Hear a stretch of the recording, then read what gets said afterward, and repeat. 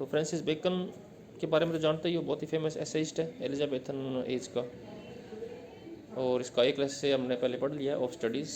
आज हम पढ़ते हैं ऑफ ट्रैवल, फ्रांसिस बेकन का लिखा हुआ। Travel in the younger short is a part of education, in the Elder A part of experience.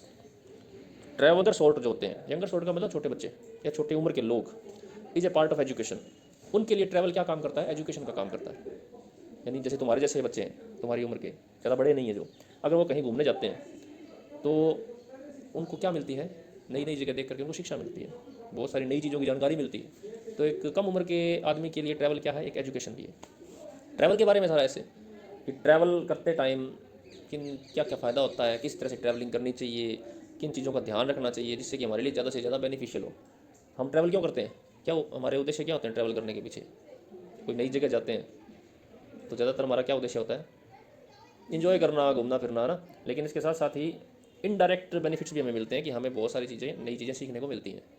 तो इसमें बैकन ये बता रहा है कि जब भी हम ट्रैवल करते हैं तो हमें क्या क्या चीज़ें ध्यान में रखनी चाहिए, किस तरह से हम उसको ऑप्टिमम यूज़ ले सकते हैं, उसका अभिष्टतम यूज़ ले सकते हैं ट्रैवल का। तो शुरुआत ये करता है कि जो छोटे उम्र के लोग होते हैं उनके लिए तो एजुकेशन है, in the Elder A part of experience. और जो एल्डर लोग होते हैं, जो थोड़े बड़े होते हैं, उनका एक्सपीरियंस गेन होता है इससे, उनको नॉलेज तो होता ही है लेकिन एक्सपीरियंस बढ़ता है उनका। तो इसमें एक क्वेश्चन भी बढ़ सकता है कि छोटी उम्र के लोगों के लिए ट्रैवल का क्या फ़ायदा है और बड़ी उम्र के लिए क्या बताया गया है। तो छोटियों के लिए एजुकेशन और बड़ों के लिए experience. He that travels into a country before he had some entrance into the language goeth to school and not to travel.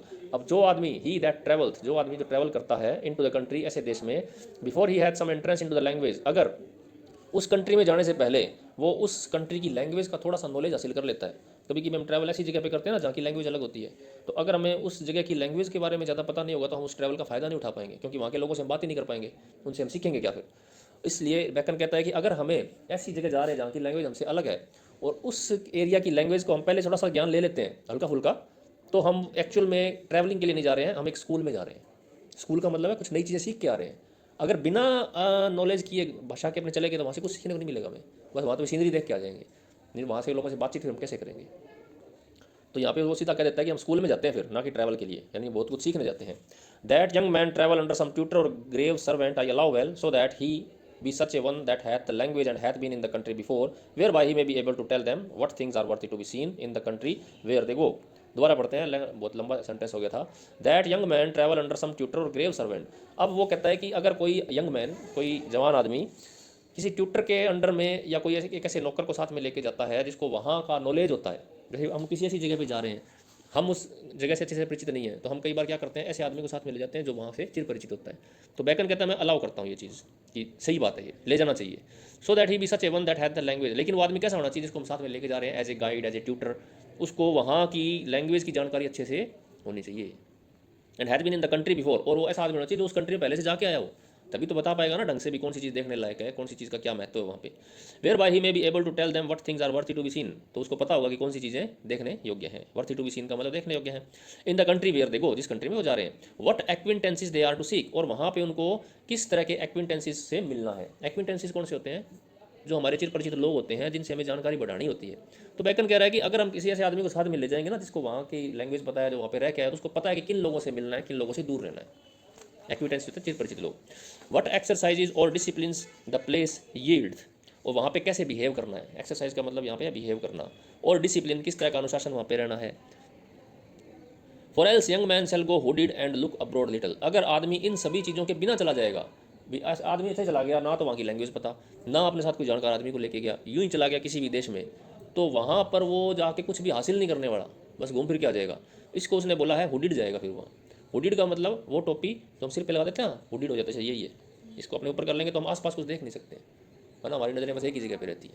इसका मतलब है उसको आसपास की चीज़ों का नॉलेज नहीं होगा, वो हुडिड ही रह जाएगा वहाँ पे। It is a strange thing that in sea voyages where there is nothing to be seen but sky and sea man should make diaries. आगे वो इंपॉर्टेंस बताता है डायरी की, कि जब भी हम किसी नई जगह पे जाते हैं तो साथ में हमें डायरी जरूर लेके जानी चाहिए। अब क्योंकि बैकन ने बहुत पुराने टाइम में ऐसे लिखा है, तो उस समय नोट करने के लिए सिर्फ डायरी और पेन ही हुआ करते थे। अगर हमें कोई नई चीज़ मिल गई, हम चाहते हैं कि हम इसको भूल ना जाएँ, तो हम नोट कर लेते थे। आजकल तो हमारे पास मोबाइल फ़ोन है, हम रिकॉर्ड कर लेते हैं, वीडियो बना लेते हैं ना, यादें सहज रहती हैं, फोटो खींच लेते हैं। पुराने टाइम में जब वीडियो और ये नहीं होते थे, तब आदमी लोग अपनी यादों को चिरंजीवी बनाने के लिए या ऐसी कोई चीज़ जिसको भूलना नहीं चाहते उसको वो नोट कर लेते थे। तो यहाँ पे वो ये कहता है कि मैंने ये नोट किया है कि कुछ लोग जब समुद्री यात्राओं पे जाते हैं, सी वॉयजेस का मतलब समुद्री यात्राओं पे जाते हैं, जहाँ पे देखने लायक कुछ नहीं होता क्योंकि चारों ओर समुद्र भी होता है, वहाँ पर तो लोग डायरी लेके जाते हैं कि नोट्स बनाएंगे, वहाँ पे कोई नई चीज़ दिखे तो वहाँ पे क्या दिखेगा। But in land travel wherein so much is to be observe for the most part they omit it. लेकिन वो कहता है कि जब लोग लैंड पार्ट में घूमने जाते हैं, यानी ऐसे स्थल भाग में जाते हैं कहीं पे भी, वहाँ पे लोग डायरी नहीं लेके जाते। तो मुझे ये बात बड़ी अजीब लगती है कि वहाँ पे तो आपको डायरी लेके जानी चाहिए, नोट्स बनाने चाहिए वहाँ पे। For the most part they omit it, omit का मतलब छोड़ देते हैं, यानी डायरी नहीं लेके जाते साथ में। As if chances were fitter to be registered than observation, क्योंकि बहुत सारे ऐसे मौके आते हैं जिनको रजिस्टर करना जरूरी होता है, सिर्फ देखने से काम नहीं चलता। ऑब्जर्वेशन का मतलब देखना, और रजिस्टर करने का मतलब डायरी में लिखना। तो बहुत सारी चीज़ें ऐसी होती हैं कि आपको नोट कर लेनी चाहिए। जो कोई भी चीज़ आपने जो स्ट्रेंज चीज़ देखी, आपको ये लगता है कि चीज़ याद रखने लायक है यहाँ की, तो आपको नोट्स बना लेने चाहिए। Let diaries therefore be brought in to use, तो डायरी का यूज़ हमें जरूर करना चाहिए। The things to be seen and observed are, अब आगे वो एक लिस्ट देता है कि कौन कौन सी चीज़ें हमें जब नई जगह पे जाते हैं, किसी नए देश में जाते हैं, तो हमें देखनी चाहिए। कौन कौन सी चीज़ें? The court of princes specially when they give audience to ambassadors, तो प्रिंसेस के जो कोर्ट्स होते हैं, दरबार होते हैं, कोर्ट का मतलब दरबार, प्रिंस कौन से होते हैं? राजकुमार, राजकुमारों के जो दरबार होते हैं, और ख़ास तौर पे वो दरबार जहाँ वो एम्बेसडर्स के साथ बैठते हैं। एम्बेसडर्स होता है दूसरे देश का राजदूत, उसके साथ वो प्रिंस जो है अपनी बातें करते हैं, वहाँ जाना चाहिए आपको। अब क्योंकि बैकन खुद ना दरबारी था, एक खुद रानी के दरबार में रहता था वो, उसके पास एक अच्छी खासी पोस्ट थी, तो उसने ये ज़्यादातर ये जो ऐसे लिखा ना, वो हायर पोस्ट वाले लोगों के लिए लिखा है। उसके जैसे लोग जो दूसरे देशों में जाते हैं, सरकारी यात्राओं पे जाते हैं, वहाँ पे उनका मिलना होता है बड़े बड़े लोगों के साथ, तो उनके लिए खास तौर पे ये चीज़ लिखी है। तभी वो कह रहा है, ऐसे आम आदमी थोड़ी जा सकता है प्रिंस के दरबार में, कोई खास आदमी जाएगा ना, ये खास आदमियों के लिए लिखा उसने, क्योंकि वो खुद भी ऐसा ही आदमी था। द कोर्ट्स ऑफ जस्टिस, न्यायालय जहाँ पे जज मुकदमे सुनते हैं, वहाँ जाना चाहिए। While they sit and hear cases and so of consistories, consistories क्या होता है? रिलीजियस कोर्ट्स, जहाँ पे मतलब धर्म के आधार पर न्याय होता है, वो पुराने टाइम में हुआ करती थी। एक्लिसियास्टिक, एक्लिसियास्टिक भी यही है, चर्च से संबंधित। The churches and monasteries with the monuments which are there in extant, the walls and fortification of cities. अब ये सारी चीज़ें जिनके बारे में बता रहे हैं कि यहाँ यहाँ आपको जाना चाहिए। मोन्यूमेंट्स हैं जो वहाँ की भव्य इमारतें हैं, वहाँ पे जाना चाहिए। The walls and fortification of cities, शहर के चारों ओर जो वॉल बनी हुई है, और फोर्टिफिकेशन कैसे किया हुआ है सिटी का। पुराने टाइम में जो शहर होते थे ना, उनके चारों तरफ एक दीवार होती थी ऊंची सी, ताकि कोई उसके ऊपर आक्रमण ना कर दे, या किलेबंदी की हुई होती थी, वो बताया कि वो भी देखनी चाहिए कि किस तरह से की हुई है। And towns and so the havens and harbours, havens जो होते हैं वो नेचुरल ब्यूटीफुल प्लेसेस हैं, और हार्बर्स है बंदरगाह। बंदरगाह कौन सी जगह होती है? जहाँ पे पानी के जहाज रुकते हैं, सामान उतारते हैं, ला देते हैं, वो चीज़ें भी आपको देखनी चाहिए। एंटिक्विटीज़ एंड रूइंस, उस देश की एंटिक्विटी और रूइन को भी देखना चाहिए। एंटिक्विटीज़ क्या होगी? खास चीज़ें, विचित्र चीज़ें, स्पेशल चीज़ें, उनको एंटिक्विटीज़ कहते हैं, पुरानी चीज़ें। और रूइंस होते हैं खंडर, खंडर भी देखने चाहिए, पता लगे भी इस देश का इतिहास क्या था। लाइब्रेरीज देखनी चाहिए, कॉलेज देखने चाहिए, डिस्प्यूटेशंस देखने चाहिए। डिस्प्यूटेशन होते हैं वो जगह जहाँ वाद विवाद होता है, बहस होती है। And lectures where they are shipping and navies, shipping और नेवीज़ को भी देखना चाहिए। Houses and gardens of state and pleasure, जहाँ पे मनोरंजन वाली चीज़ें होती हैं, स्टेट एंड प्लेजर की चीज़ें होती हैं, वो भी देखने चाहिए, वो हाउसेज और गार्डन देखने चाहिए। नियर ग्रेट सिटीज़, आर्मरीज देखने चाहिए। आर्मरीज क्या होती हैं? हाँ, शस्त्रागार, जहाँ पे शस्त्र रखे जाते हैं। आर्सेनल्स भी शस्त्रागार हो गए। मैगजीन्स भी शस्त्र और बंदूकें और वो रखी जाती है, वो हो गया। एक्सचेंजेस, बर्सेज, कुछ एक को मैंने हाईलाइट किया हुआ है इसमें, आप मोबाइल में तुम देखना। बर्सेज मार्केट हैं। वेयर हाउसेज, जो गोदाम होते हैं वो हैं। एक्सरसाइजेज ऑफ हॉर्समैनशिप, जहाँ पे घुड़सवारी सिखाई जाती है, वो चीज़ें देखनी चाहिए। फेंसिंग देखनी चाहिए। फेंसिंग ये तलवारबाजी से संबंधित है, तलवारबाजी देखनी चाहिए। ट्रेनिंग ऑफ सोल्जर्स, हाँ वो चार दीवारी होती है, यहाँ चार दीवारी नहीं, यहाँ पे वो तलवारबाजी से है। ट्रेनिंग ऑफ सोल्जर्स, सोल्जर की ट्रेनिंग कैसे होती है। And the like comedies such where and to the better sort of persons do resort, तो और जितनी भी चीज़ें हैं जिसमें अच्छे आदमी भाग लेते हैं, और जो भी एक्टिविटीज़ होगी, जैसे कॉमेडी होगी या और चीज़ें होगी, एक्ट हो गया, और वो जहाँ प्ले होते हैं वो हो गया, उन चीज़ों को हमें भी देखना चाहिए। Treasuries of jewels and robes, जहाँ पे जूल्स और रोब्स का जो खजाना होता है वो भी देखना चाहिए। रोब क्या होता है? एक तरह का कपड़ा होता है, वो पूरे शरीर को जो ढक लेता है, उसको रोब कहते हैं। तुम क्या बताती हैं? नहीं नहीं, वो तो अलग चीज़ है, रोबरी वो अलग है। कैबिनेट्स एंड रेरिटीज़, रेरिटीज़ होगी दुर्लभ चीज़ें, रेयर से बनाई rarities. And to conclude whatsoever is memorable, और जो भी चीज़ें उस देश की यादगार होती हैं उन सभी को अपने को जाना चाहिए। In the places where they go, after all which the tutors और servants ought to make diligent inquiry, और उसके बाद भी जो हमारे साथ जो ट्यूटर गया है, जो हमारे साथ जो नौकर गया है, जिसकी गाइडेंस में हम जा रहे हैं, उसको और भी अच्छी से इंक्वायरी कर लेनी चाहिए कि और कौन कौन सी चीज़ें देखने लायक हैं जो हमारे लिए फ़ायदेमंद होंगी। As for triumphs, masks, feasts, weddings, funerals, capital execution, and such shows, men need not to be put in mind of them, yet are they not to be neglected। अब ये जो लास्ट में जो चीज़ों की लिस्ट दी है ना, वो ये कहता है कि ये इतनी इंपॉर्टेंट नहीं है, लेकिन इनको नेग्लेक्ट भी नहीं किया जाना चाहिए। कौन कौन सी चीज़ें हैं? ट्रायम्स, विजय के उत्सव, जब कोई देश जीतता है ना तो किस तरह से वो विजय का उत्सव बनाता है, भले खेल और लड़ाई हो। मास्क होते हैं एक तरह के प्लेस। फीस्ट होते हैं दावतें, दावत जैसे हम शादी पे दावत देते हैं ना, खाना पीना होता है जहाँ। वेडिंग होगी, शादियाँ। फ्यूनरल्स क्या होता है? अंतिम संस्कार। कैपिटल एग्जीक्यूशन क्या होता है? कैपिटल एग्जीक्यूशन होता है मौत की सज़ा। पुराने टाइम में जब मौत की सज़ा ना तो सरेआम मार देते थे, सरेआम फांसी देते थे, उसको कैपिटल एग्जीक्यूशन कहते हैं। And such shows man need not to be, आगे लिखा है कि ऐसे शोज जो आदमी को मतलब नेग्लेक्ट भी नहीं करने चाहिए और देख लेने चाहिए अगर उसको ठीक लगे तो, यानी इतने इंपॉर्टेंट भी नहीं है, इतने बुरे भी नहीं है। If you will have a young man to put his travel into a little room and in short time to gather much, this you must do. और अगर आपको किसी यंग मैन को ये बताना पड़े कि आपको ट्रैवलिंग करनी है, कम समय में ज़्यादा से ज़्यादा गेन करना है, तो आप उसको ये चीज़ें बताओगे। यानी अगर आपसे भी कोई छोटी उम्र का आदमी राय लेना कि मैं जा रहा हूँ तो मुझे क्या क्या ध्यान में रखना चाहिए और कम समय में ज़्यादा से ज़्यादा चीज़ें मैं कैसे प्राप्त करूँगा, तो ये चीज़ें आपको उनको बतानी चाहिए। First as was said he must have some entrance into the language before he go. ये पहली वाली बात आ गई कि आप उसको यही राय दोगे सबसे पहले कि सबसे पहला काम क्या है, जिस विदेश में जा रहे हो वहाँ की लैंग्वेज के बारे में पता होना चाहिए। Then he must have such a servant और tutor as knows the country. दूसरी बात, उसके पास क्या होना चाहिए? ऐसा सर्वेंट या ऐसा ट्यूटर होना चाहिए जो उस कंट्री को अच्छे से जानता हो। एज वा लाइक वाइज सेड, जैसा कि मैं पहले बता चुका हूँ। Let him carry with him also some card और book describing the country where he travelled. और इसके अलावा ऐसी कोई बुक भी ले सकते हैं, ऐसा कोई कार्ड्स भी हम ले सकते हैं जिस बुक में हमें उस देश के बारे में ज़्यादा से ज़्यादा जानकारी दी गई हो। पुराने टाइम में बस बुक्स ही होती थी एक साधन नॉलेज पाने का। Which will be a good की टू हिज इंक्वायरी। तो वो बुक है जो एक बहुत ही इंपॉर्टेंट चीज़ होगी उसकी इंक्वायरी के लिए। Let him keep also a diary, एक डायरी भी रखनी चाहिए। Let him not stay long in one city और टाउन। अब एक नई चीज़ बताई है कि जब आप किसी दूसरे देश में जाते हो तो किसी एक सिटी या एक टाउन में ज़्यादा लंबे समय तक ना रुको, क्योंकि आप को सारे शहर घूमने ना, एक ही शहर में रह लिए तो बस एक ही शहर का कल्चर पता लगेगा, एक ही शहर की जानकारी मिलेगी। तो वो कहता है कि एक सिटी और टाउन में ज़्यादा लंबे समय तक नहीं रहना चाहिए।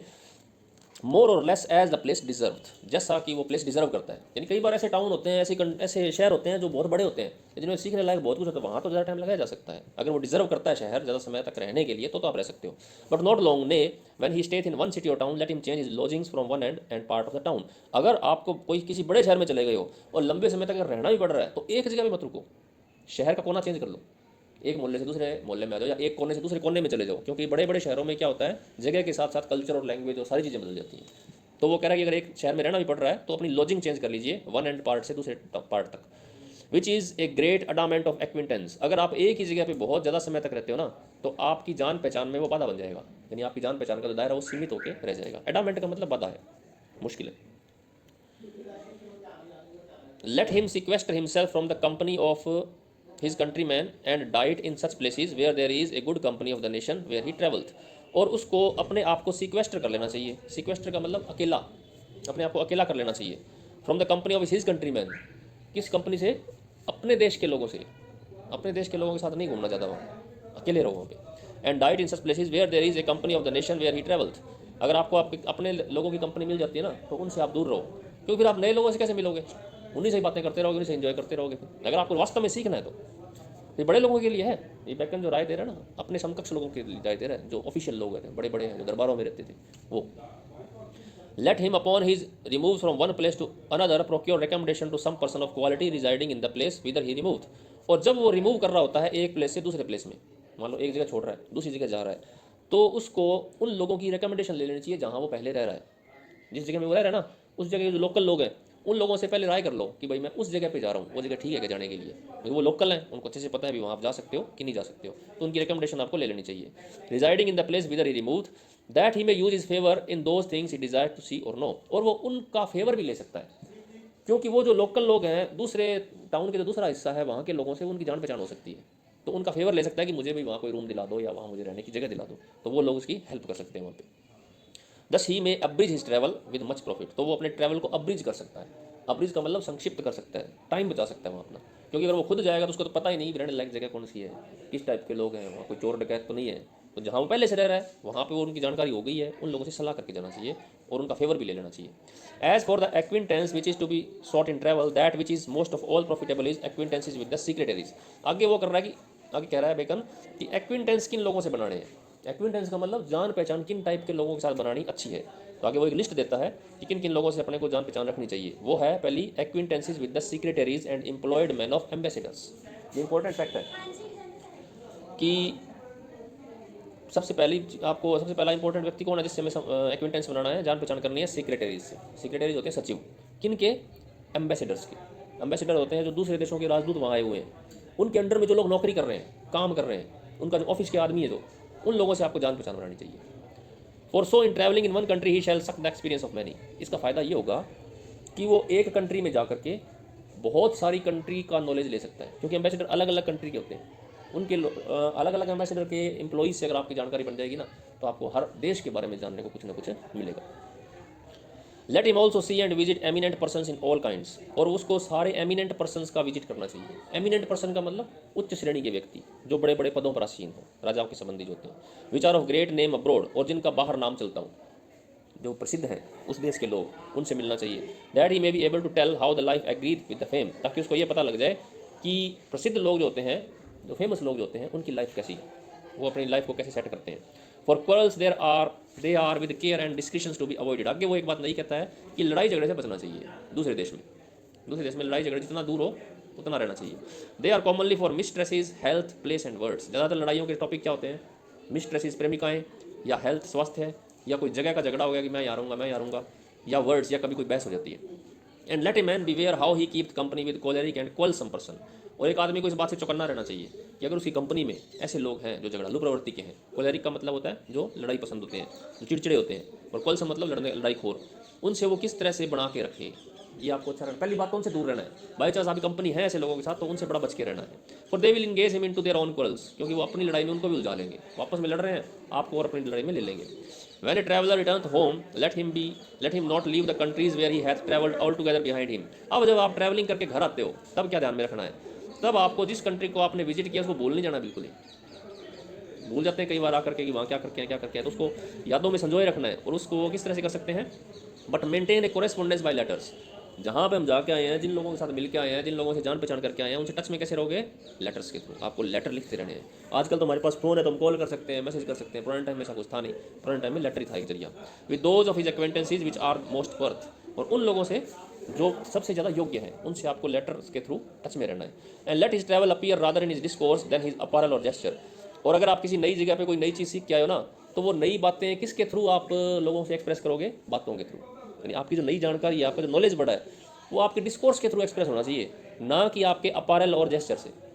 सिर्फ कपड़ों तक नहीं, कपड़ों से नहीं कि हाँ मैं नई जगह गया, मैं ये कपड़े लेके आया, या मैं नई जगह गया और मैंने ये हाव भाव सीखे। जेस्चर का मतलब है नए मैनर सीख लेना, वो ज़्यादा इंपॉर्टेंट नहीं है। आपकी जो डिस्कोर्स है उसमें झलकना चाहिए कि आपने कोई नई चीज़ सीखी है। And in his discourse let him be rather advise in his answers than forward to tell stories. और बातचीत में भी ये बात ध्यान में रखनी है कि उसकी बातचीत में एडवाइस ज़्यादा होनी चाहिए। एडवाइस का मतलब नॉलेज झलकना चाहिए, ना कि आप लंबी लंबी स्टोरियाँ सुनाने लग जाओ उस देश के बारे में। ऐसा नहीं है। आपको कोई पूछे ना उस देश में क्या हुआ, इंपॉर्टेंट फैक्ट्स, नॉलेज वाली चीज़ें आपको सिर्फ बतानी है। ऐसा नहीं है कि कहानियाँ सुनाने लग जाओ।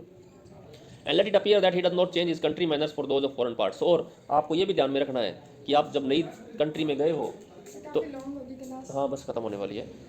आप जब नई जगह पे गए हो तो आपको अपने देश के मैनर नहीं भूल जाने हैं, कि आपने खुद का कल्चर वो छोड़ दिया और दूसरे देशों के आप अपने यहाँ करते हैं ना, कई अंग्रेजों के देश में घुमाते हैं, तो उसी तरह बिहेव करते हैं आकर के। हम तो बड़े लोग हो गए, हम वहाँ जाके हैं, तो ये अच्छी बात नहीं है। But only prick in some flowers. Prick in some flowers का मतलब जो, जैसे हम अच्छे अच्छे फूलों को छांटते हैं ना गार्डन में से, पत्तियाँ नहीं तोड़ते हैं, वही फालतू के पौधे नहीं। हम गार्डन में गए तो फूल ही तोड़ेंगे। तो इसी तरह से अब नई जगह पर जाके आए हैं, कुछ देखने आए ना, तो अच्छी अच्छी चीज़ों को हमें शो करना चाहिए जो वास्तव में दिखाने लायक होती हैं। Of that he hath learn abroad into the customs of his own country. तो अपनी कंट्री के कस्टम में आप उसको ऐड कर सकते हो अगर आपको वो चीज़ बहुत ही अच्छी लगती है। ठीक है, तो ये